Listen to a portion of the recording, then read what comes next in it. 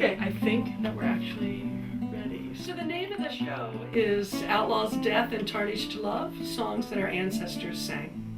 The title came from basically our set list. We thought about the types of songs that we would sing, and I think that those three words really sum up what American folk song is about. I actually grew up in a really musical family. My dad and his four brothers all play instruments, guitars, banjos, piano. They all sing, and my grandmother played piano. My great-grandparents played piano duets every Saturday night. That's what we would do. We would go up to my great-grandparents' house and watch Lawrence Welk, and then they would play their piano duets, and then we would have ice cream. It's just been in our blood, and we would sing folk songs, country songs, hymns, lots and lots of hymns we would sing. And so it's just always been around in my family. The instruments that'll be on the program will be the usual guitar, banjo. We'll also include bass guitar, string bass, upright bass as it's called in the folk world. We'll have the lap dulcimer. We'll have things that are very percussive, such as the bones, washboard, spoons. There's something called catpaws that are like spoons. There will be a special appearance by Taylor Ackley, who will play his dobro for us. So there'll be lots and lots of folk instruments. So what you see here is called a lap dulcimer, and this comes from the Appalachian Mountains. This is probably one of the few very true American folk instruments. And normally I have a piece of leather that I keep on my lap to keep it from sliding, but I don't have that with me today. The tune that I'm playing comes from southern Appalachia, and it's called Turkey Song.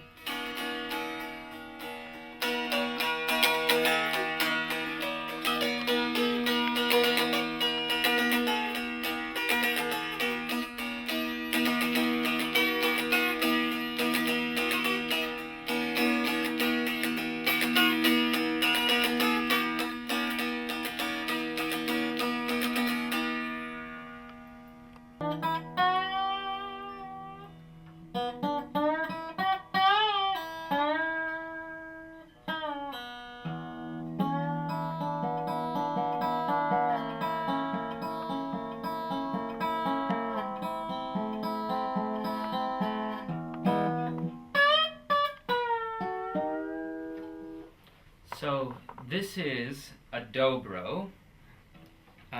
It's a type of guitar, essentially, and really what a dobro is a brand name. It was started by the Dopiera brothers, and back before the days of amplification, they needed ways to make instruments louder, and so they took pretty much a normal guitar and put a metal cone in it that really projects the sound, and it gave it a really interesting tone. A little bit brighter and more metallic than a typical acoustic guitar. Yeah, the background of the others that are involved. Taylor Ackley is one of our students here at Adelphi. He's a junior this year, and actually what's fun is Taylor and I actually started at Adelphi at the same year, so we're in the same cohort. And he has the same type of background that I do. He grew up that his family is very musical, and his grandfather and his dad and his brothers are, and so we discovered that passion that we both have for folk music, so he's going to join us on the concert. And our special artist is Nissa Brown, who is the artist in residence for the week for the music education students. She's an award-winning educator and performer, and she has one of those voices that is literally a one in a million voice, and sort of, I guess, angelic is the word that I could use to describe it, but that's only being modest at the quality of her voice and her musicality.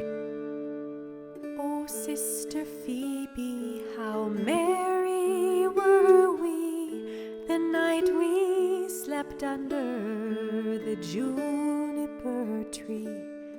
The juniper tree, hi-yo, hi-yo, the juniper tree. For me, the exciting thing about folk music is that it really is something universal. I grew up in Montana and then moved to Washington, and I learned music from people all over. Then I moved here to New York and found more great musicians of this tradition, and it's cool. It really brings people together, and people that I never met, we know the same songs and we can play them together, and it's a lot of fun. It's really exciting. And I think for me, the joy of folk music is really that I learned it as a young person, that it was just part of my life. I didn't know that other families didn't have everybody playing guitars and banjos and singing at all of their picnics and all of Christmas Eve, singing every hymn that there was, and with your grandparents and your great-grandparents at the piano. And so I think that some of that I found now, being an educator for 26 years, is really missing in our society for a lot of children. So I think that passing this on to adults that grew up in those kind of situations, or even if they didn't, they were into the folk music revival of Peter, Paul and Mary, Kingston Trio, Pete Seeger, etc., and love that tradition, and just want to share that with as many people as I can.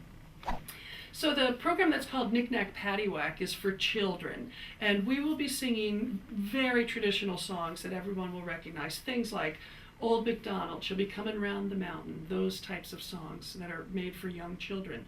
Every child that has a ticket that comes through the door will receive instruments in order to play. We've got lots of rhythm instruments so that we will be able to play some rousing banjo tune. This will play on her banjo, and I'll be jamming on my guitar, and the children will be able to just play along and join in the joy of the musicianship, even if they don't know all of the songs. But because we'll also be singing things like Bingo and Rocky Mountain and She'll Be Coming Around the Mountain, they'll also be able to join in on those folk songs. The other concert, which is a more adult-oriented concert, there's a reason it's called Outlaws, Death, and Tarnished Love, and a lot of those ballads we're going to hear the bawdy, gritty stuff of folk music in this country, and that's for more mature ears. So while we will sing a few songs that are same in both concerts, really they're geared for totally different audiences. For Adelphi, the importance is we just began a brand new music education program, and it's based on Zoltan Kodai's vision and philosophy of music education. And he firmly believed that learning music has to come from the mother tongue. And so with young children, you begin with their children's songs, childhood games, traditional nursery rhymes. And from there you move into folk music, the music of the people.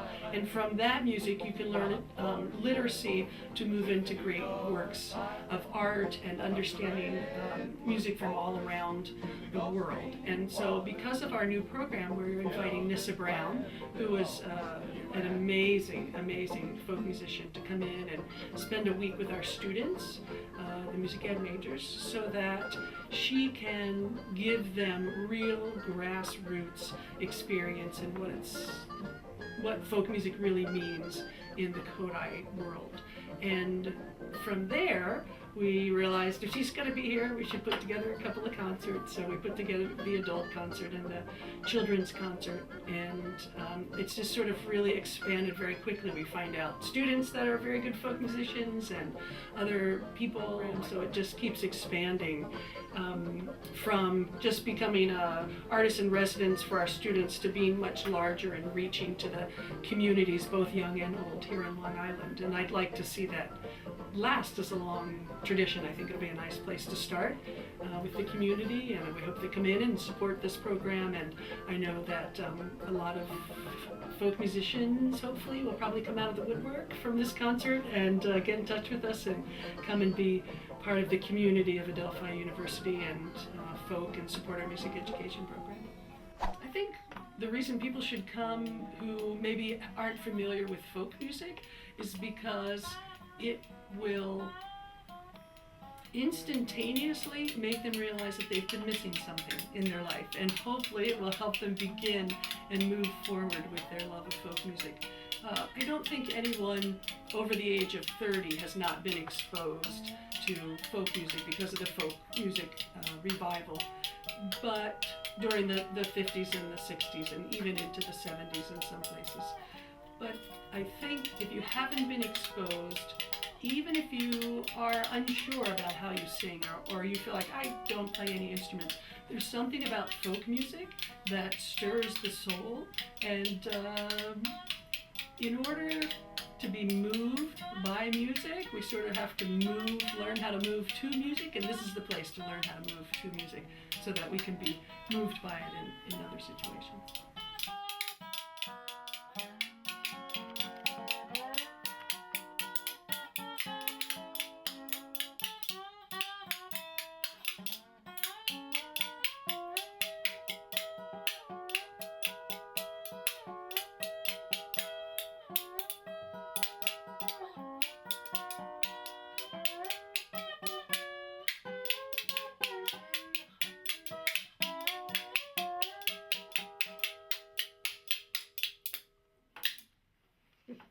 Great.